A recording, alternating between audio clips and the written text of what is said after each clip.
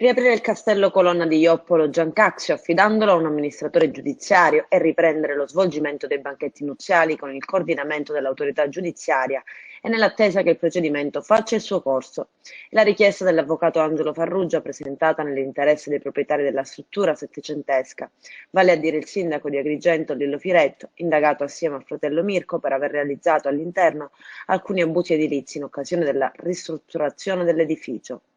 Il loro legale ha chiesto un'udienza alla riapertura del castello, al quale nelle scorse settimane sono stati apposti i sigilli, dopo che il Tribunale del Riesame, pronunciandosi in seguito a una sentenza della Cassazione, ha ritenuto insussistente il reato di violazione del vincolo paesaggistico, confermando il procedimento di sequestro per gli altri due reati contestati, la violazione urbanistica e il deturpamento di bellezze naturali.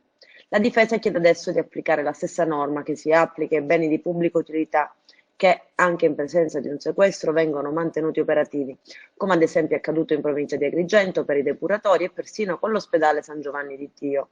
Esistono le norme che lo prevedono, ha sottolineato l'avvocato Farrugia, in ragione dell'esigenza di tutelare interessi costituzionalmente garantiti come il mantenimento dei livelli occupazionali e delle attività economiche. Il pubblico ministero Chiarabisso si è opposta alla richiesta del legale. A decidere sarà adesso il GIP Francesco Provenzano che nei prossimi giorni depositerà un'apposita ordinanza.